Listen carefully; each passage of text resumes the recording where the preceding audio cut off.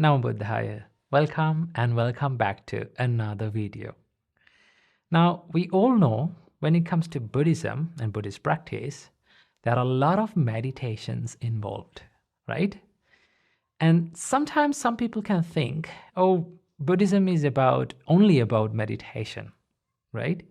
And there has been a huge debate about Buddhism, that whether to learn Buddhism or to practice Buddhism first, right? So from this video, we're going to talk about whether we should learn Buddhism or to meditate or to do both, or what to do when it comes to Buddhist practice, right? Now, the reason why I made this video is because I found a wonderful sutra that discusses about this matter, right? In this sutra, the main character that appears in the sutra is an enlightened monk called Mahachunda. So Venerable Chunda gives this idea about whether to practice or to meditate. But before that, he explains this debate that had happened within the monks community, within these two groups of monks. So it is very clear, according to this sutra, that there has been monks in the past who only meditate, and also there were another group of monks who only learn Buddhism, like who only become intellectually learned in Buddhism, right? So there have been this huge debate between these two groups of monks, that who are the superior ones. Like the ones who are meditating has been saying that we are the superior one because we practically apply all the Buddha's teachings and we meditate and we experience it. And the other group of monks was saying, like, you don't have any kind of knowledge and intellect about Buddhism, so you don't know what the Buddha is talking about. So there has been this huge debate. And then in the sutra, Venerable Mahachunda clearly explains that neither one of them, right? Neither of these meditating monks nor these keen on Dharma will be pleased. And they will not be practicing for the welfare and happiness of multitude, for the good of the multitude, for the welfare and the happiness of the devas and humans. So what Venerable Mahachunda explains by this is that neither of them are correct, right? And this is how we should understand about this. Then Venerable Mahachunda says that, therefore, friends, you should train yourself thus, though we ourselves are Dhamma experts, we will praise also those monks who are meditators. And why? Such outstanding persons are rare in this world, who have personal experience of deathless element, which is Nibbana. And the other monks too should train themselves thus, though we ourselves are meditators, we will praise also those monks who are Dhamma experts. And why? Such outstanding persons are rare in this world, who can, by their wisdom, clearly understand a difficult subject.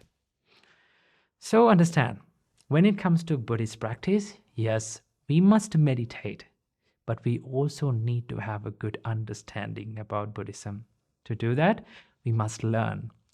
So one of the sources that we can find to learn Buddhism is by reading the Buddha's teachings, reading the direct Buddha's teachings, reading the sutras. So you can read them online. You can find some books that you can read as well. And one of the best ways to learn the Buddha's teachings, direct Buddha's teachings, is to learn it by reading. And then after that, after learning, we have to look how to apply these teachings into practical life, right? And that is where the meditation comes in. But sometimes there are these people who think that we should only learn, or sometimes there are people who says that we should only meditate, right? So when it comes to Buddhist practice, I have seen that there are three groups of people in this world. One, those who learn only. Two, those who meditate only. And three is that ones who learn and meditate and do both, right? So what are the disadvantages of learning only Buddhism? One of the biggest disadvantages of learning Buddhism only, like only learning Buddhism without practicing, is that they become detached from the practice, right? If they are focusing only about learning, they detach from the practice. And then sometimes they go on thinking about these impractical ways of doing it.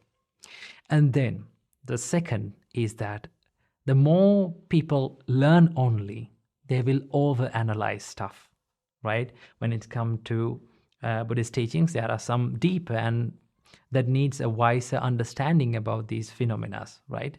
And the ideas that Buddha is talking about. But when they overanalyze it, right? There should be some sort of analyze, yes, there should be wisdom, but overanalyzing will end up in unrealistic, and they will unrealism, and they will end up in like this pointless debates, right? That should not be done when it comes to Buddhist practice. And the third one, this is a big disadvantage for someone who is practicing Buddhism. If you only learn, focused on only learning without practicing, what happens to most of the people that I have seen is that the people end up in arrogance, right? When they have only this intelligence, or when they have this only knowledge, people will end up become arrogant about their knowledge, right? They think that, okay, I know more, so that other people are lower than me, right? They are no match for my knowledge and intelligence when it comes to Buddhism. So these are the disadvantages of only learning Buddhism. And also, there are some disadvantages with only meditating, right? Because when you don't have any kind of context or idea about practice, right? Any kind of knowledge about practice, then you will be misguided most of the time. So learning is important when it comes to meditation. So learning and meditation should be both practiced in balance, right? So one of the best ways to do this is to learn and also ask questions, right? Meet people, meet some communities who practice the Buddha's teachings, and meet monks, right? And then ask questions: how to practice this? How can I understand this? And learning and meditating, when it goes with the balance, you can practice the Buddha's teachings without any problem. So I hope you got some idea about practicing Buddhism, and I wish you a healthy and a happy life, and don't forget to prioritize your peace. Namo Buddhaya. Namo Buddhaya. The other day when I was doing a speech, there came a question from the audience. The question said, no matter how much I planned the new year, I failed to achieve these goals at the end. What is the reason? And turns out this is a problem for many people, right? We all plan the new year, we all plan in the beginning, but we fail at the end. What is the problem? The reason for this problem is we are trying to do more. But in reality, what makes your dreams come true, what helps you to achieve the goals in your life is not by doing more. It is by doing less. But it is a little bit contradictory to the society, the idea of the society, no? Because the society will say to you that do more and then you will achieve more. But in reality, to achieve more, you should not do more. You have to do less. Now, what do I mean by doing less? Doing less means doing something that is important. Removing all the unnecessary, unimportant things in your life and doing what is important. Giving the priority to what is important, what matters the most, right?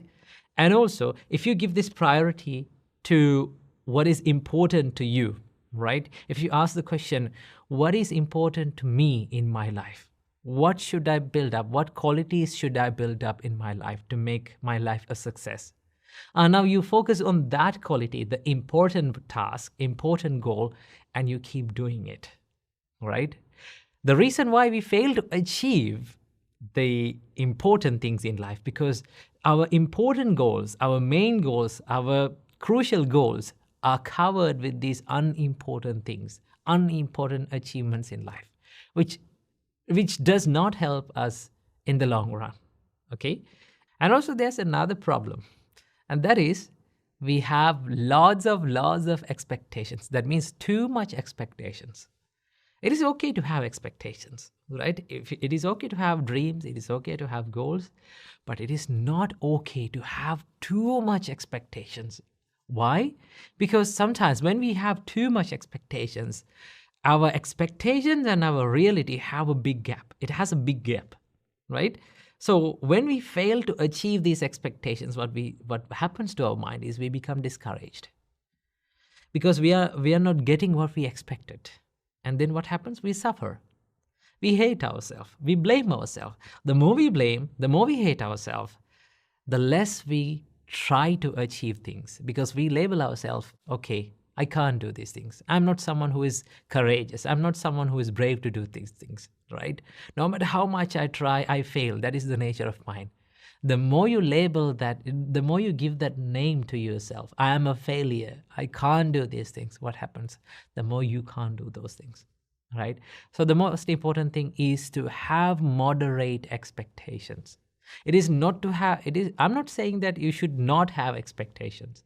Yes, you should have, right? And also you should not have too much expectations, right? You have to find that sweet spot. You have to have that moderate expectations. I will do my best. This is one advice that was given to me when I started preaching and giving speeches. One of my elder monks, one of my brother elder monks, he said to me, when you step into the stage, don't think that you're going to ace the speech and you're going to earn a standing ovation from the audience. Don't think that. Don't think about it. And also, don't walk into the stage without lack of confidence, right? You have to have a confidence that is moderate, right? You have to have a confidence that is moderate where you think yourself, I will do my best, right? I come to this stage, I step into this stage to share something valuable from the Buddha's teachings, and I will do my best to share it. It is when you have that moderate expectations, what happens? It although you fail at some points, right? You know that you will fail. You have accepted that yes, you are imperfect, you will fail in life, right? And that failure, the pain from that failure is less painful than when we have the high expectations. So the most important thing is to have moderate expectations. And one of the most important qualities that we need to have in our mind to achieve the goals and the dreams in our life is to focus on little changes in life, not the big changes. Most of the time people ask, like, how can I change my life in a bigger way? How can I make big changes in my life? To make big changes in your life, start from making little changes. That is what helps you to, that is what makes you the bigger changes in life, right? For an example, like let's say you're in a stressful condition, right? You're stressed and you're worried about things, and you feel like you're going through like a dark hole. What can you do? You try to solve the problem, right? You try to solve the bigger problem. But the reason for that bigger problem is not always the immediate reason. The reason for a big problem is not always the immediate reason. It is a series of problems, series of changes that had happened throughout our life, and it make that big change, big problem. So what do you have to do? Go down, go into the roots of the problem. What made it change? What went wrong? And when you find that smallest thing that smallest mistake that made it wrong, you have to correct that. You have to make that correct and work upward, right? Let's say you feel a little bit stressed or anxious, or you feel the negative energy around you. What can you do to stop this? First, stand up, and then you can clean your surrounding, right? By cleaning the surrounding, it adds some sort of a positive energy around you. And after that, you can meditate a little bit. Clean yourself, clean your body a little bit, clean your clothes, right? Clean your surroundings. That positive energy will make a little bit of positive change in your life. And that positive change will lead you to make big changes, big positive changes in life, right? So one of the most important things is to focus on little changes, right? That is why in Dhammapada, the Buddha says, by degrees, little by little, from moment to moment, a wise man removes his own impurities, as a smith removes dross of silver or gold. Now, when a silversmith or a goldsmith, when he cleans the silver or like a block of silver or gold, he or she can't do it easily, right? It takes a big time, right? It takes a huge time to clean this block of gold, right? In the same way, little by little, you have to improve little by little, right?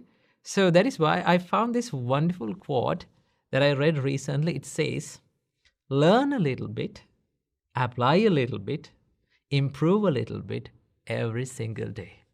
Isn't that wonderful? Learn a little bit, apply a little bit, improve a little bit every single day. That is what we have to do. So I invite all of you to learn a little bit and apply a little bit and improve a little bit and change a little bit in this new year. So I wish you all, may all of you be happy and healthy. Namo Buddhaya. Namo Buddhaya. Welcome to another video. From today's video, I want to introduce you to another simple practice of mindfulness. Now, in an earlier video, we talked about the practice of mindfulness in breathing meditation, how to do it, when to apply it, and how to apply it. And in that video, we talked about that if you are specially focusing on mindfulness in breathing, to do that, you have to come to a seated position to practice it, to be focused in it. But in this practice that I'm going to introduce to you today, you don't need to come to a seated, specifically, you don't need to come to a seated position. You can practice this while walking, while sitting down, while lying down, and also while standing, in all 4 postures, right? So this is a very simple yet practical practice of mindfulness that you can add to your daily life. So what is this practice? This practice is called Iriyapada. That is the word that was given by the Buddha for this practice. So the Iriyapada, the word Iriyapada can be simply translated into English as mindfulness in all 4 postures. What is it? Mindfulness in all 4 postures, right? So let's take a look at how Buddha defines this Iriyapada meditation. The Buddha says, again, bhikkhus, when walking, a bhikkhu understands, I am walking. When standing, he understands, I am standing. When sitting, he understands, I am sitting. When lying down, he understands, I am lying down. Or he understands accordingly, however his body is disposed. Now, this is the definition that was given by the Buddha for this meditation, how to do it. What the Buddha teaches about this meditation, the Buddha says, Buddha refers to the bhikkhus. Bhikkhus are the monks, right? But this can be applied to everyone's life. The Buddha says, again, bhikkhus, when walking, a bhikkhu understands that I am walking. Now, what Buddha teaches us is that when you're walking, understand that you're walking. And then the Buddha says, when standing, he understands that I am standing. When you're standing, simply understand that you're standing. When sitting down, we have to understand you're sitting down. And while lying down, you have to understand while lying down. And then collectively, the Buddha says that in whichever the position that you're in whichever the posture that you're in, you have to understand accordingly. Now, in this explanation, Buddha refers specially to a word called understand. Now, what is the meaning of understand? How can we understand the word understand? This is the general explanation, and this is how we understand the word understand. In this explanation, what Buddha refers to as understand is that simply be aware of current posture. right? If you take a close look at how your body is placed right now, right? Right now, you may be listening to this video or listening to this audio while walking. So that means you have to understand, okay, now I am walking. And then maybe you're sitting down and listening to this video, right? Then what you have to do? You have to simply be aware of your current posture. I am sitting, right? Or maybe you're lying down on the bed and listening to this video. Then you have to understand that I am lying down, right? Or maybe you're listening to this audio while waiting for the bus, standing, right? What do you have to do? Simply be aware of the posture. But then, again, how to do it? So I introduced in an earlier video also, I introduced you to a simple question that you can ask from yourself to be a little bit aware of yourself or practice mindfulness. What is it? You can ask from yourself, what am I doing right now? What is the question? What am I doing right now? Just ask that question from yourself right now. Then you can answer it. What am I doing right now? You can, if you become aware of your posture, then you can say, okay, I'm sitting down, right? Then you can be aware of the feelings that helps you to understand the sitting posture, right? Let's say the feelings of your buttocks, then you can feel it, right? That is how we understand our posture. And then the feelings of your hand, the feelings of your back, right? How the body is placed. You simply be aware of it, right? So when you do that, you bring your mind that was wandering in the past or in the future simply to this present moment, right? Right now, this posture is happening. The feelings that is generated through this posture is happening right now. So all we got to do is to be aware of these feelings, right? So you can do this anytime during the day, right? Let's say you're traveling by the bus, right? You're commuting by the bus to your workplace. Most of the time when people are in the bus, either they listen to something or listen to a song, or maybe they scroll in the social media. That's what they do, right? Or maybe talk with someone. But that is one of the best times that you can practice this mindfulness practice. What you can do is just close your eyes and simply be aware of the current posture. That is all you got to do, right? So this is how we practice this. Now, someone can ask a question like, is it related to mindfulness? Yes, it is. Why not? Mindfulness is all about bringing your mind from the past or the future to this present moment, this current situation, and to be more focused inwardly, right? In your inner world. So that this is a one part of practice of mindfulness. So this is called Iriyapatha meditation. Okay. Now the section that I taught you is the very first step of Iriyapatha. There are another few steps that you have to practice while doing this, but this is the very first step that we have to master. So whenever you're free, right, find a time during the day to practice this, right? For an example, let's say you came home after working, you came home. What do you have to do? Just make a cup of tea and sit down on a chair, and then have the cup of tea and simply be aware of the posture. Ask from yourself, what am I doing right now? Right? What feelings that I'm experiencing? Right? What is the posture that I'm right now? When you do that, it is a simple practice of mindfulness. The more you do it, the more you will get used to it. And then the more your mind will be at the present moment. So add this little simple practice of mindfulness to your daily life and practice it. So I wish you all, may you be healthy, happy, and free from all the sufferings. Namo Buddhaya. Namo Buddhaya. In almost every religion, faith plays a greater role.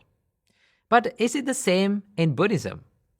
So from this video, I want to show you the role of faith in Buddhism. Let's find out. So the Google definition of the word faith is shown like this. Faith. Strong belief in the doctrines of a religion based on spiritual conviction rather than proof. Now, one might think, oh, Buddhism is not a religion, it is a philosophy. So there is no faith involved in it. But the truth is, yes, there is a role of faith in Buddhism. And in fact, it is one of the most important virtues that a practitioner must possess while practicing Buddhism. But the faith in Buddhism is fundamentally different from the official definition of this word. Now, the word that is given for the faith in Buddhism is called saddha in Pali language or shraddha in Sanskrit language. Now, take a look at how Buddha defines shraddha. The Buddha says, and what bhikkhus is the power of faith or saddha. Here, a noble disciple is endowed with faith. He places faith in the enlightenment of the Tathagata. Now, note that Tathagata is a word that was used to call the Buddha. The Blessed One is an Arahant, perfectly enlightened, accomplished in true knowledge and conduct, fortunate, knower of the world, unsurpassed, trainer of persons to be tamed, teacher of devas and humans, the Enlightened One, the Blessed One. This is called the power of faith. Now, this is the definition of saddha or shraddha or confidence or faith in Buddhism. So it is about placing one's trust upon the enlightenment and the realization of the Buddha. And it is to say, yes, the Buddha developed his mind and found the path of liberation from suffering. But what Buddha teaches us that is that you should not get stuck in mere blind faith. What Buddha teaches us that your faith must go beyond the blind faith and should be an experiential faith. The blind faith is in Buddhism is called amolika shraddha. Amolika, the word amolika gives the meaning of rootless. There is no root. That means there is no root for your faith. You mere blindly believing in something. That is called amolika shraddha. And the faith that is praised by the Buddha is called akaravati shraddha. Akaravati shraddha is a confidence that is based upon practice and self-exploration and realization. Now, when it comes to faith, people believe in things in 5 ways. The Buddha teaches us that the people believe or people have saddha upon something in 5 ways. What are these 5 ways? The first one is called saddha. That means just mere believing. Sometimes people believe just because they are born into that idea, born into the families that hold that idea or that religion. So that is mere believing. That is called saddha. And the second one is called ruchi. Ruchi means people believe in things because they like it, right? Sometimes you like certain ideas, so you just believe it. Second one is called anusava. Anusava is that you believe in something just because someone said it so. And the fourth one is akar parivitaka. It means logical thinking. People believe in things because it is logical. They don't put it into practice, but as it is, just because it is logical, they believe in it. And also the fifth one is called ditthini jhanakanti. People believe in things or ideas because those ideas correlate with their point of views, their personal views. So what Buddha teaches us that is that your faith, your confidence, your shraddha must go beyond these 5. That means you should put it into practice, you should experience it, you should explore it and have the confidence upon it. It is something like this. Let's say you and I are in the darkness, a darker place, right? But you and I are far away. Now, right in front of me, there is, let's assume there is a statue right in front of me, right? But I can't see it, you can't see it, because we are in the darkness. All of a sudden, a lightning occurs, right? A lightning occurs and the whole area lights up. And within this split second, I get the chance to see the statue. But after this split second, we are totally immersed in the darkness. But now you didn't see the statue, you were far away, but I saw the statue. Let's say you're coming near me, and I say to you that there is a statue in front of me. Right? In front of us, there is a statue. It is like this, it is like that. Now, how I believe and how I hold the view about the statue is because I experienced it. I saw it, right? And how the other person believe in that idea is because the other person said it so, right?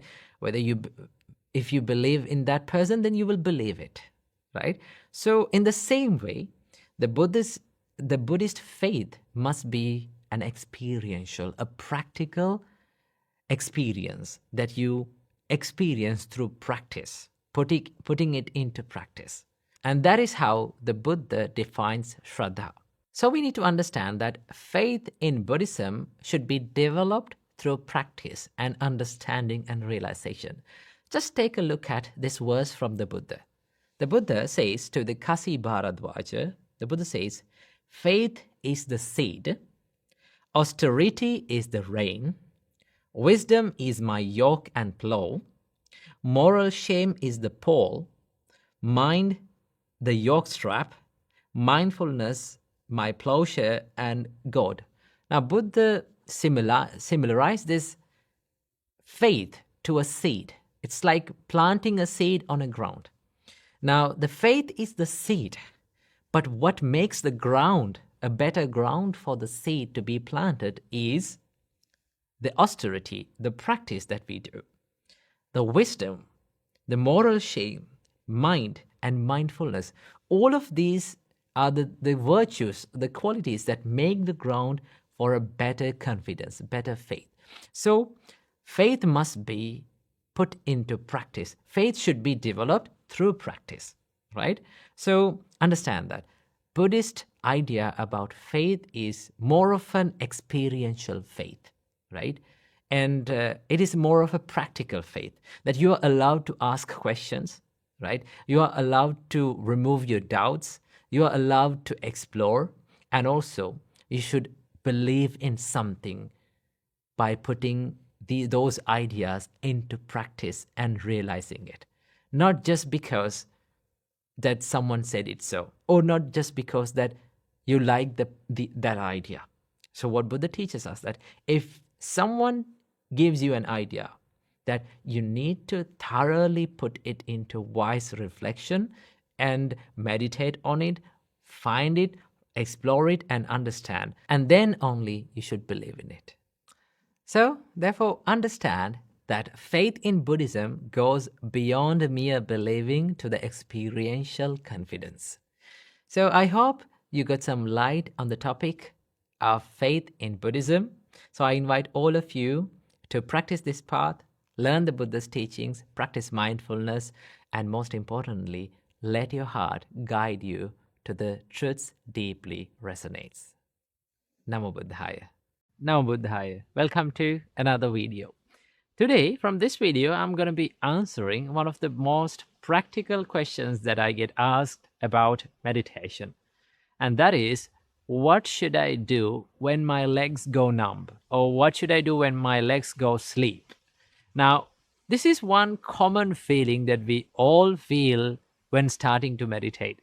Especially for beginners, when they're not used to the meditation or meditation posture, they might get this feeling of legs going numb and not feeling their legs. And sometimes you get even the pins and needle feeling in your legs. So most of the time, the beginners get so much afraid of this feeling, and they say, like, it's difficult and something that is not usual and this is not pleasant. I can't do this. But here's the thing. This numbness and this legs falling asleep and this pins and needle feeling is not something that is related to meditation. It is related to the posture. This feeling happens when your nerves get extra pressure. One of the mistakes that most of the people do is, as soon as they feel the numbness in their legs, they change the posture. Because when you change the posture, the numbness go away. But here's one thing happen. When you change the posture and go for another posture, even in that posture, you will start to feel the numbness because of the extra pressure on your nerves. So rather than changing the posture, one thing that you can do is to be a little bit mindful about the pain. Okay, watch the pain and how you feel it and observe it. And then when you stay for a little while with this pain and numbness, gradually it will start to go away because your body get used to this posture. Okay, and when you stay for a little while and when you stay for a long period of time in that posture, then now you are getting used to stay in meditation, sitting meditation, in sitting postures for a long time. Okay, that is one of the main things and main skills that we have to develop in meditation, is to sit for a long time and enjoying sitting for a long time, because sitting is one of the most difficult things, and just to focus on your breath is one of the most difficult things that people find to do, because your mind, and we like to be distracted and we like to do a lot of things but not a one thing, right? So it is much better to stay in your posture and be mindful about that numbness or this pain or the pins and needleness in your legs, and pretty sure after a little while the numbness will go away. Okay, but if you keep changing the posture, you will never get the practice and your body will never get used to these postures. So this is the solution for your legs to go fall asleep or go numb, or you feel this pins and needleness. So stay for a little while in the meditation and observing and being mindful about this numbness in your legs, and then it will gradually go away. But if the conditions and if these feelings prevail for a long time, maybe there's another problem with your body about this feeling. So what you can do is you can simply change the posture, but if only this pain or this feeling prevails for a long time only. But if not, just be mindful about it and observe it, and then you will see that the pain and numbness will go away. Keep practicing meditation. Namo Buddhaya. Namo Buddhaya. Welcome to another video. Today, from this video, let's talk about the benefits of practicing mindfulness and how mindfulness benefits for our daily Buddhist practice. Now, what should be practiced in Buddhism as Buddhist practice is sila, samadhi, and prajna. These are the three practices that we practice in all through Buddhism. In whatever the state we are in, we practice these three practices. Sila is the virtuous behavior or moral conduct. And we've discussed about sila in a separate video. If you haven't watched it, and if you don't know what sila is, you can watch it right here. So sila is basically the ethical and the moral conduct, or in another word, virtuous behavior, or being disciplined by your body and by your words. So mindfulness helps us to practice sila in a good way, in a more productive way. And also the second practice is samadhi. Samadhi is the mental concentration, being able to be in practice the one-pointedness in our mind, and to practice that tranquility in our mind. It's called the samadhi. And final practice is prajna. Prajna means the wisdom, understanding about the true nature of life, and fully understanding about the three marks of existence: the anicca, the impermanence; dukkha, that's the suffering; and anatta is the non-self. So how mindfulness helps to practice these things. First of all, let's talk about how mindfulness benefits to practice the sila. Now, sila is the virtuous behavior, as we said before. So before talking about these things, let's learn about what mindfulness is. Mindfulness is the practice of or ability to be fully aware in this present moment with more wholesome mindset. When you practice mindfulness, it is really, really easy to practice sila. Why? Because sila is all about being disciplined from your body and from your words. So if you're mindful about your bodily actions, what you are going to do, okay, and what you are going to say, then you keep a good gatekeeper to your actions. Now, sati is often referred to as mindfulness in Buddhism, and the Buddha said that sati is like a gatekeeper to your mind, or the mindfulness is like a gatekeeper to your mind. So what does a gatekeeper do? The gatekeeper watches and recognize what comes in or who comes in and who goes out a certain place. So practicing mindfulness is like keeping a gatekeeper to your actions and your words and your thoughts. So if you are aware of what you are doing, right? And if you know before what you're doing, and if you know what you're doing before doing, and if you know what you're saying before saying, by being mindful and by being aware, then it is very easy to control the unwholesome actions and unwholesome thoughts and unwholesome words that occurs in our life. And this helps us to be disciplined from our body, to be disciplined from our words, and will be easy to practice the virtuous behavior, and our practice of sila will be even more productive. So that is how the mindfulness helps us to practice sila. And also the second practice, how mindfulness helps us to practice samadhi, or the concentration. Now, when you take the 4 foundations of mindfulness, there are 4 foundations of mindfulness according to Buddhism. Being mindful about your body is one foundation. That's the first foundation. Second one is being mindful about your feelings.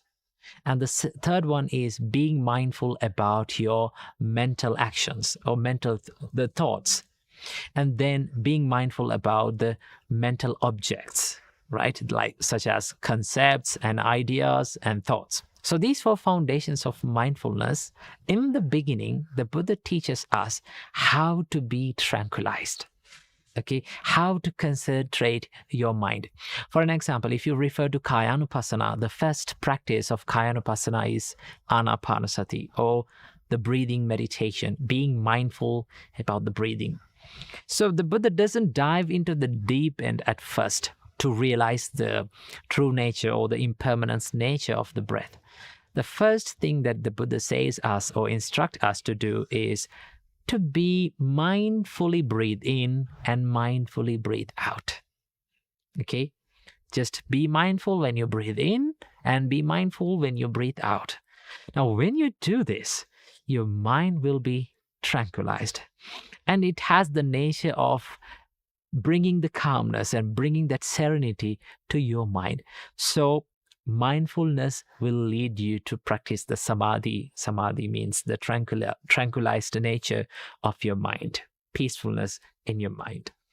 And also as the final practice, it is the prajna or the panya in Buddhism. Prajna or panya is the realization of the true nature of life. Realization of the 3 marks of existence in life. So what are the 3 marks of existence in life? First one is anicca, the nature of impermanence.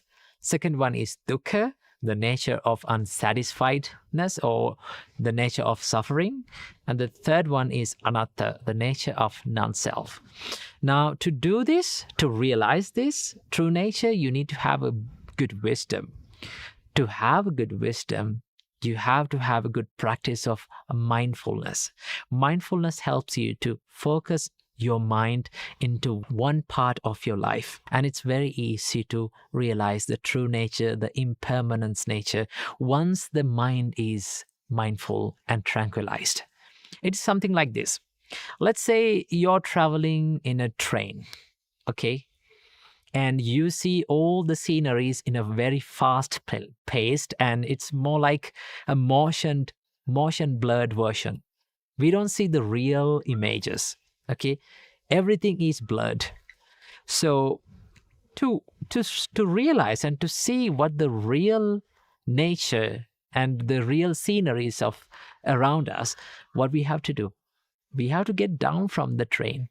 We have to come into one place and to see and to enjoy that one nature of the life. So to do that, what we have to do, we have to come into one place and to focus on one thing at a time. To do that, the mindfulness helps us. And finally, how mindfulness helps us to practice the wisdom or the prajna. So the prajna is the ability to realize the true nature of our life. The true nature of our life is the impermanence. And the true nature of the existence is these three marks of existence: the impermanence nature, and the suffering nature, and the non-self nature. So to realize these three natures, what we need to have a tranquilized mind and a well-focused mind and a good awareness. So practice of mindfulness will help us to bring the awareness to our life. So that will help us to bring more wisdom and to see the life in a more wiser way and a more profound way by practicing the mindfulness.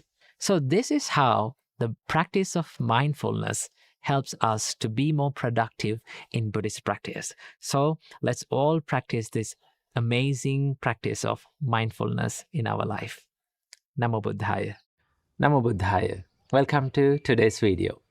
Today, I want to share with you some meditation tips and some mindsets that we should develop while we're sitting to meditation. Now, one of the most difficult things when we are doing meditation is to keep going the meditation. That means to do it every single day. Okay, it is very easy to start meditating. It is very easy to start a session of meditation, but it's very, very difficult to maintain it continuously, to do it every single day. Okay, these are the problems that most of the time many meditators struggle with. They say like, okay, I cannot meditate every day. Maybe I don't enjoy sometimes doing it. So there are some mindsets that you should practice and you should develop before sitting to the meditation to keep it going. So from this video, we are going to discuss about it. So without any further ado, let's dive in. The first mindset that you should develop when sitting to the meditation is to have less expectations. I know that when we are sitting to meditation, we all like to have a mind of concentration and calmness and peacefulness. But it does not come overnight. It does not come in one practice or one take. It takes a long time for our mind to get into that level. So think of your mind like a baby who is learning to walk. So give yourself a good time and sit down to the meditation with very less expectations. And then you can expect maybe like 0.01% progress from one session of meditation. And just be calm and be patient and let your mind to be in the progress. Okay, so that is how that you can keep on doing the meditation. Then you can enjoy the meditation, because when we have big expectations and when our minds cannot live up to that expectation, then you will never be able to enjoy doing meditation, because your mind is not becoming what you have expected. So sit to the meditation with very less expectations. The second mindset that we all have to develop while sitting to the meditation is to take a good time. Now, one of the advices that we have given while meditating and when we are sitting to the meditation is to think of yourself like you have time forever. So when you have those other plans in your mind, it's really difficult to meditate. And that is why it is much better to set a timer to meditate. And during that time, you can be fully relaxed and think like, I don't have anything to do but just to meditate, but just to focus on my breath, or just to be aware and mindful about my body and my mind. And when you do that, it creates a peaceful and a comfortable environment for you to meditate. So as the second tip, take a good time and take good free time to meditate. The third mindset that we have to develop is to let it come and let it go. Now, what do you mean by this?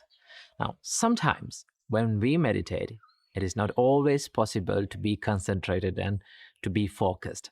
Sometimes your mind becomes distracted by some other thoughts. But I would say, as long as you're mindful and if you're aware of your thoughts, let it come, okay? And observe it Don't go behind it. Don't try to chase behind it. Just observe that it is a thought. Observe and identify it as a thought, and then just let it go. Okay? It's something like this. It's not as easy as you think, but if you keep on doing it and if you try to do it, you will be good at it. It is something like this. It's like you're watching a traffic pass by. Okay? You're sitting beside the road and you're watching a traffic pass by. There are vehicles and there are vans and bicycles and buses you pass by. You are not trying to stop these vehicles. You're not trying to chase behind these vehicles. Just you sit by the road and just watch it. Okay? So we don't want to force our mind, or we don't want to force our thoughts to stop it or do anything kind of like that. The best thing is to observe it. Okay? Let it come and observe and identify it as just it is a thought and let it pass away. Okay? When you do that, it's very easy for you to keep on doing meditation, because sometimes when distracting thoughts or distracting sounds and like people, when you hear certain sounds and thoughts, when you feel those things, you try to fight with it. Okay, you try to struggle with it and you think, oh, this is a distraction. Okay, as long as you focus on the distraction and as long as you focus and you think like it is a trouble, it will always be a trouble. So that is why you should let your distracting thoughts come and identify it. Don't be panicked, just let it go. Okay, that is one way to be, and that is one way to practice meditation very peacefully and happily. And last but not least, the final practice and final mindset that we have to maintain during meditation is to be gentle with yourself. Like I said before, think yourself like a little babies. When we all step into meditation, we all are like babies, little babies who are learning how to walk. Okay, so think of a baby. We are not forcing the baby to walk. Okay, we're not forcing him, or we are not telling him to walk by force. Just we let them to walk. Okay, we take a good time and we be gentle with them.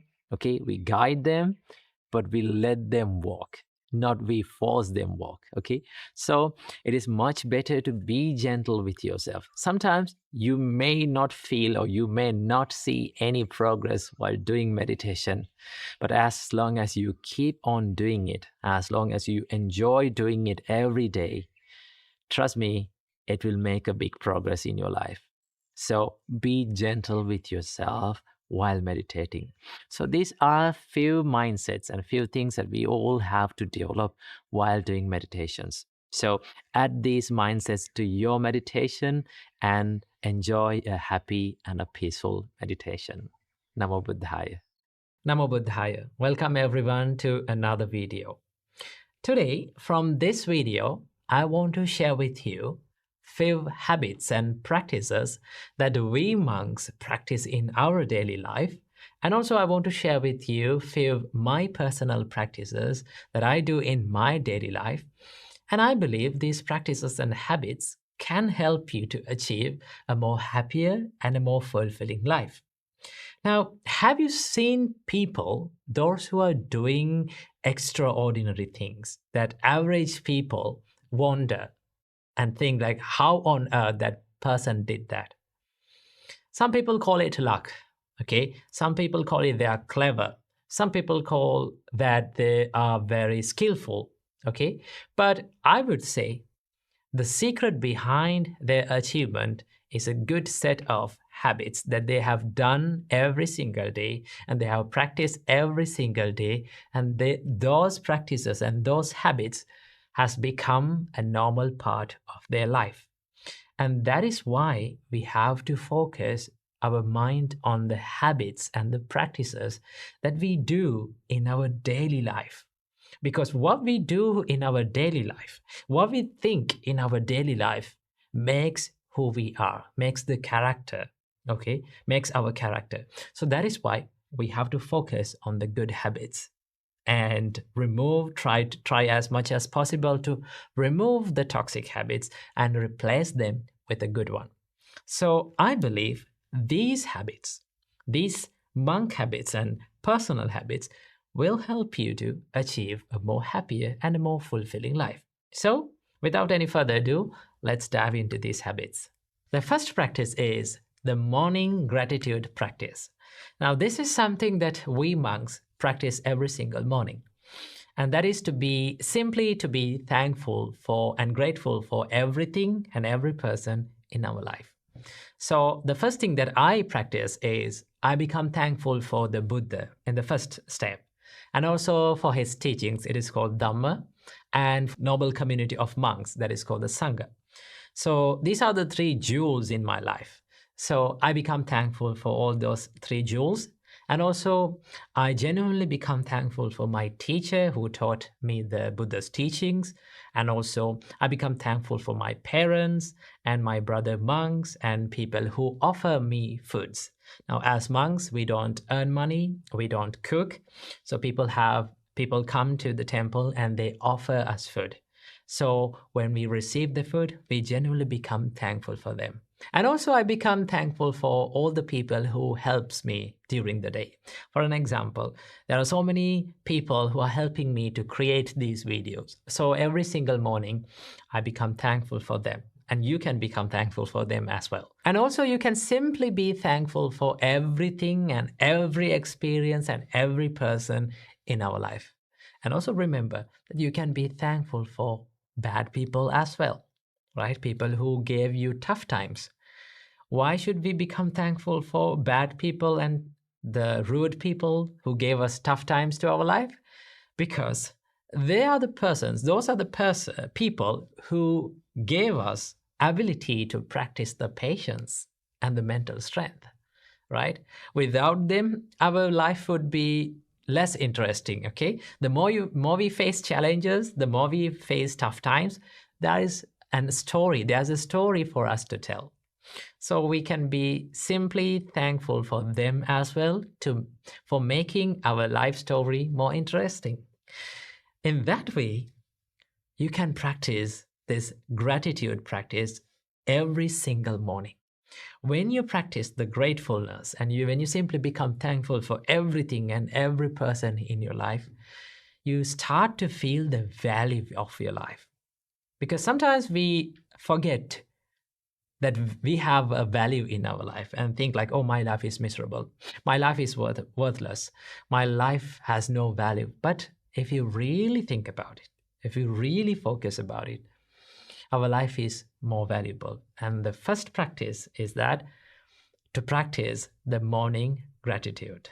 The second practice that I want to share with you today is the morning meditation. Morning meditation is one of the most important practices that we do in our monk's life, right? Why meditate in the morning, especially? Morning is one of the best times to meditate because your mind is so calm and peaceful in that time. And also your surrounding is calm and peaceful at that time, okay? So morning meditations give you a refreshed start to your day. So as morning meditations, normally we monks practice, first of all, the love and kindness meditation, and some monks practice mindfulness meditation, breathing meditation, and a lot of meditations. So it depends on your choice what to practice and what not to practice. So morning meditation is one of the best practices and best things that you can do to start your day with a fresh start. The third practice is journaling. Now, this is something that I do every single day to have a good review on the day, right? What I did during the day and what I forgot to do. And also I take time to write down all the good things and all the good deeds that I did and simply be happy about it. And also finally, you can leave some space to write down all the things that you are grateful for in your life. When you write down all the things that you're grateful in your life, and if you do it every single day, it becomes a habit to remember all the good things in your life, all the valuable things in your life, and you will feel much more valuable about your life. So journaling is one of the habits that you can add to your life to make your life more happier and more fulfilling. And the fourth practice is mindful eating. Now, this is one practice that we monks do almost every single day. Normally, as monks, we all only have 2 meals per day. And in some monasteries, some monks have only 1 meal per day. So while we are having our meals, we become mindful and we focus our mind on the food that we are taking, right? So the first step is to recall and reflect on the purpose of eating. Now, what is the purpose of eating? As a monk, we have our food as a help for our health and as a help for our spiritual journey. So when you recall that, you know that you're having your meals with a purpose. And also, the next step is to be more mindful and focus our mind on eating. You focus your mind on the texture of the food and the taste of the food and the warmth of the food, and simply be aware of it while having the meals. Now, while you are having these meals, the surrounding, and when everyone is having that meal in the same way, the surrounding is very quiet and calm as the monastery's dining hall. One interesting about the monastery's dining hall is the monastery's dining hall is very calm and quiet while the monks are having the meals, because they simply become mindful about their food. So mindful eating is one practice that you can do in your life. And if you're having a busy life, right? If you don't have some time to meditate, a separate time to meditate, you can practice this mindful eating practice as a meditation. So if you want to know how to practice this, you can watch this video right here that I have done a separate video to how to meditate in a busy life. Check that as well. So this mindful practice is one of the good practices that you can do in your daily life. The fifth and the final practice that I want to share with you today is planning the day. Now, why should we plan the day? Because most of the time, we spend our day in autopilot mode, right? We always think, what should we do next? Sometimes we wonder what we are going to do next. And sometimes we do the things that we don't want to do, and we don't give that priority to the important things in our life, and we miss to do all those important things. And that is why it is really important to plan your day before you start. So every single day before you're going to bed, you can take a book or whatever that you use to note down, right? And plan your day and prioritize the most important things that you should do and you should focus on during the day, and try to do that most important task during the day in the first place, right? Try as much as possible to do the most important and the most difficult task during the day in the first place. Why should you do this? Because after doing that, you have that mental freedom, right? Mental clarity to do and focus on other things that values to your life. So every single night, before starting every single day, plan your day and start the day. Don't step into the day without planning. Then your day will be planned and you will have a much good time, and you can allocate a good time to have a mental freedom and to practice meditations and spirituality. Now, so many people complain about, oh, we don't have time to meditate, we don't have time to read a book because we are so busy. No, everyone is not busy, because everyone has got 24 hours. We all have got 24 hours. Even busy people, not busy people, organized people, well-organized people, and not organized people, unorganized people, we all have 24 hours. It is all about how we organize our day, how we plan our day. So it is really important to plan your day and work on that plan. And then you can have more free and a happier day. So these are the few practices that I do personally and we monks do in our monks' life that can add to your life. I think some of the practices, you're also doing all those things. But if you're not doing this, add them to your life, and then you will start to feel that your life is more lighter, more happier, and more fulfilling. So I wish you all a healthy and a happier life. Namo Buddhaya.